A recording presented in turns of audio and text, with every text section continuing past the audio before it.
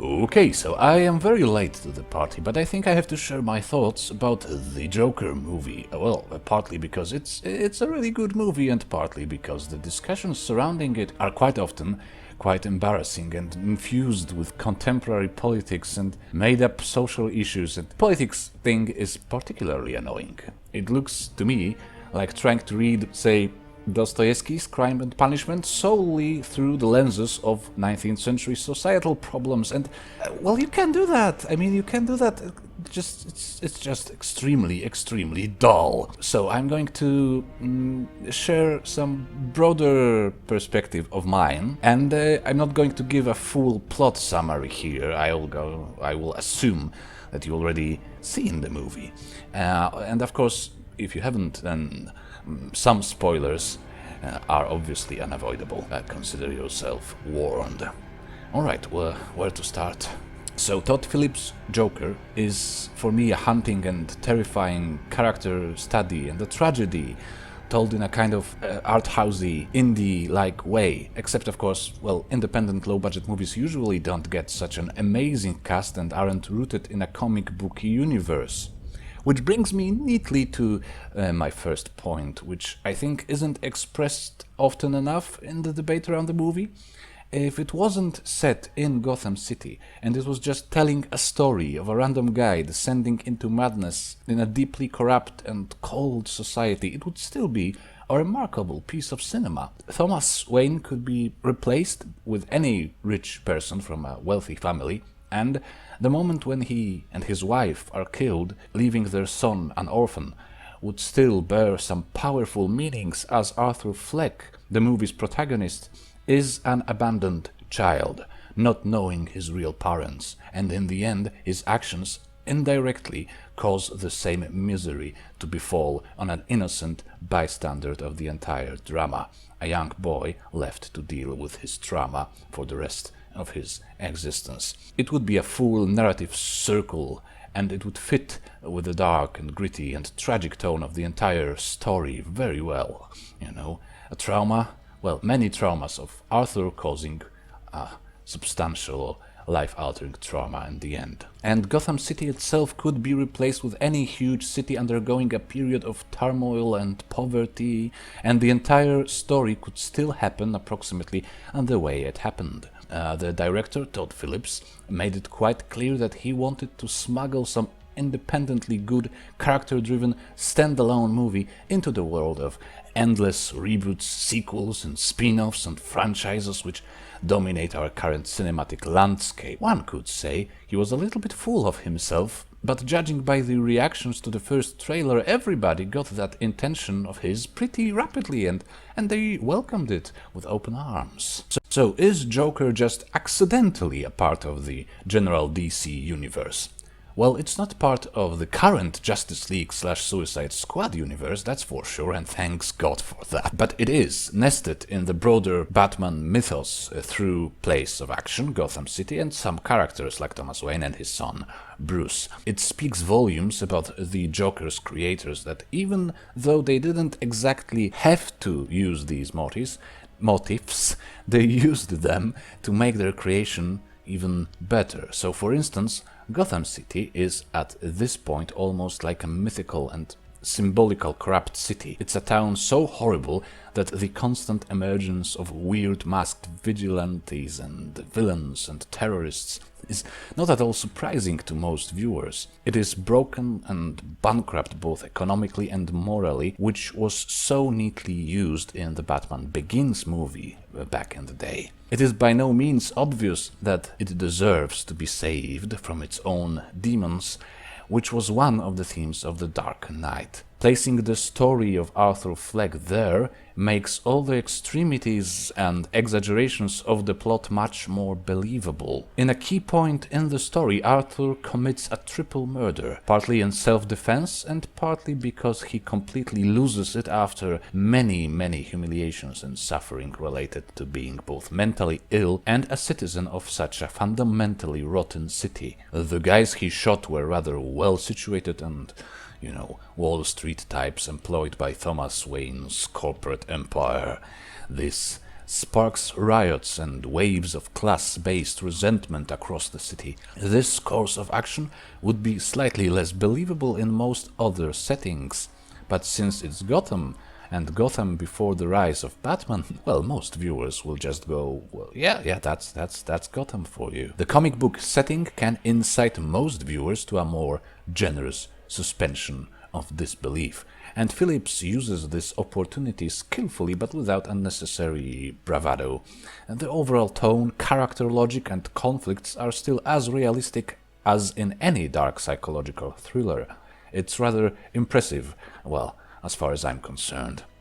Also, the aforementioned death of Bruce Wayne's parents, powerful as it could still be without the comic book background, gains additional layers of tragedy when you realize how deeply this single moment will affect the world of the story afterwards. The endless escalation of villains and vigilantes fighting over the soul of Gotham starts at this point. And in this particular interpretation, the Joker and Batman are both born, in some sense, the same night, when the crowd of furious, frustrated clowns elevated and cheer Arthur as the Joker, and when he puts a bloody smile on his face to seal his descent into madness, Bruce Wayne takes his first step on his way to become the Dark Knight of Gotham. This, paired with the fact that Arthur hoped to find a father in Thomas Wayne, makes Arthur and Bruce like hostile brothers. This is an ancient motif, an ancient trope, which you can trace back at least to the Cain and Abel story. It's always kind of additionally exciting when the hero and the villain are brothers. It suggests to our imagination that they have something deeply in common, perhaps being just two sides of the same personality, same psychological complex, or same universal human problem. Even if it's not as simple as literal family ties, there is a reason why the villains in so many stories are so prone to say something like, "We're not so different, you and I." So are we so different, you and I? We're not so very different, you and I. We're not that different, are we? You complete me. So we have at least these two tropes that are just timeless, and by being timeless they're akin to mythology. The ultimate depraved society like Sodom and Gomorrah, and the hostile brothers like Cain and Abel. That by itself tells me that trying to read the Joker just through the lenses of contemporary society is just unimaginative at best. The reason why Batman and Joker conflict is so exciting and memorable is because it delves deep into the archetypes, which brings me to a point about Jungian psychology, through which you can read this movie quite adequately. I won't talk too much about it, as I think there is enough said about it in a clip by Alin Zelengren. Oh God, I can't pronounce it. I will leave a link in the description. There is a good Jungian philosophical analysis down there in the description.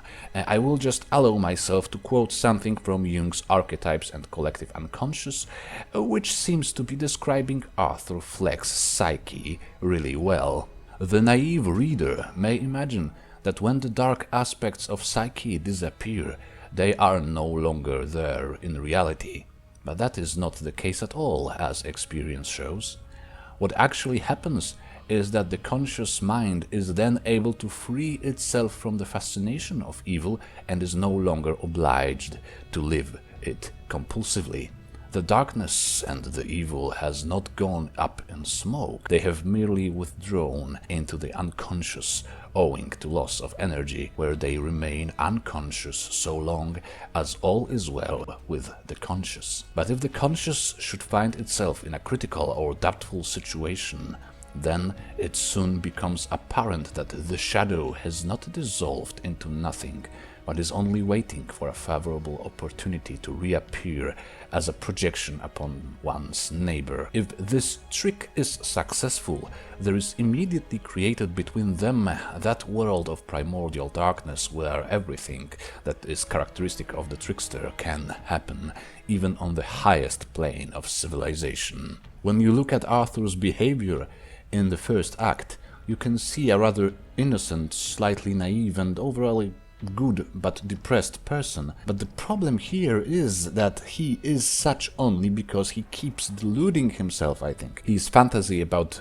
being admired by Robert De Niro's character and the entire audience of the talk show for being a good and devoted son of his mother is so painfully naive that it's almost obvious it's a fantasy. And so is his delusion about getting close with a nice neighbor girl whom he stalked once. For Jung, it was obvious that people who repress and ignore their darkest and most destructive desires for too long and too strongly are also at the highest risk of being completely possessed by these urges at some point. That is what happens to Arthur when he finally comes to a conclusion that his condition, manifesting itself in a maniacal laughter attacks in the least appropriate situations, is not an illness at all. It is part of his personality. He realizes that he just likes to laugh at the most horrible, brutal and cold sides of life. This is not to say that Arthur is not a victim of society and all his actions are solely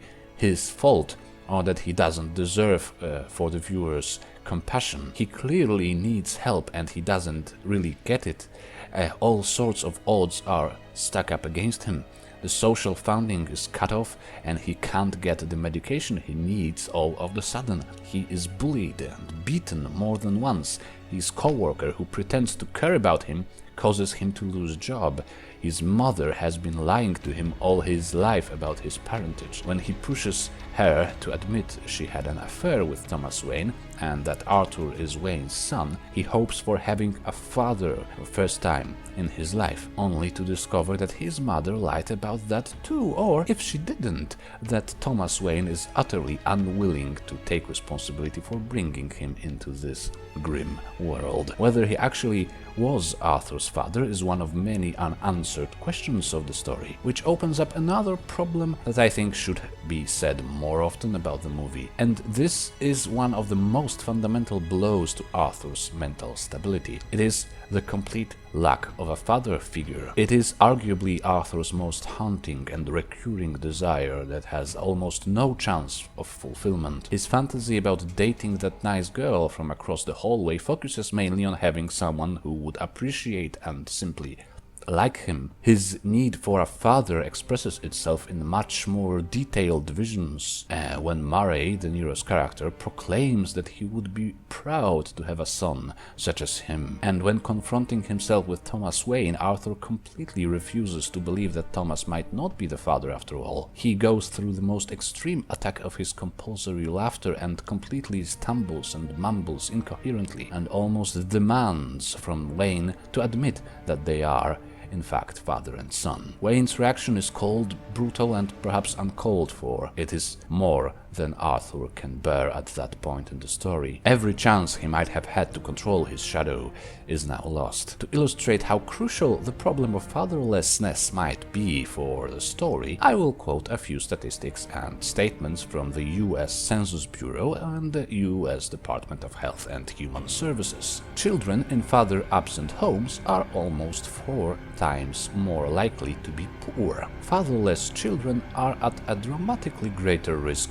of drug and alcohol abuse. Children of single-parent homes are more than twice as likely to commit suicide. Children born to single mothers show higher levels of aggressive behaviors than children born to mothers with a stable relationship. Well, Arthur is poor, he is likely addicted to his meds, he plans suicide at one point, and he shows some pretty aggressive behavior with the scissors and the gun and the like. Obviously, not all of his problems can be simply reduced to the lack of a father figure, but the point is he got it rough from the day one, and even worse things followed as a result. It is clearly a contemporary social problem, which the movie hints at though, and it is at least as serious as class tensions, dysfunctional healthcare systems, poverty and prejudices towards mentally unstable. All of these have some bearing on Arthur's story though, so we can't help but to empathize with him. That guy really didn't have a good starting point, huh? It would still be an oversimplification to say, however, that Arthur is merely a victim of a broader society and its malfunctions. After a second watching of Joker, I had a long conversation with my cousin, and we agreed at some point that on one hand, there was a lot of people who could have helped him, showed some sympathy, find a way to give him his meds, help out his sick mother, or just freaking talk to him like to a normal person. It is at least likely that even the smallest acts of compassion and well-wishing would help avert at least the worst of his actions. But on the other hand, we also agreed, me and my cousin, that Arthur himself could have avoided some of it by himself. There are at least two situations when he could have stopped both his own madness and the madness of the people who used him as an excuse for blind rage on the streets. So there is a little dialogue piece between him and the therapist when he admits that he would have been better off in a secluded mental hospital. We learn at the same time that before the story started he already was a patient of such institution. When she asks him what were the reasons for him being held there, he clearly avoids the answer, saying something very vague like, who would know such things? If, by his own admission, he really was better off then and there, shouldn't he try to convince his therapist to send him back there? You might say that nobody would do it on their own accord, but that's not exactly true. Later we will learn that some patients of Arkham Hospital are there by their own decision. Secondly, well, as harsh as it sounds, before the movie's climax on the Murray show, Arthur quite clearly plans on ending his own life instead of, continue the downward spiral into madness. It's horrible and grim, but if your choice is between becoming the most iconic villain of the universe and ending yourself, you have to take both the options seriously. Finally, most of his cruel actions might be motivated by the never-ending pain and humiliation he experiences, but there are also his actions we do not get to see. We don't know for sure what did he do to the neighbor and her child after he realized that their relationship was all a fantasy. There is a cut, and then we see him walking through a hallway in a shadow, and the music suggests something horrible happened, but we can't be sure what. She never ever hurt him, the child was as innocent as children are.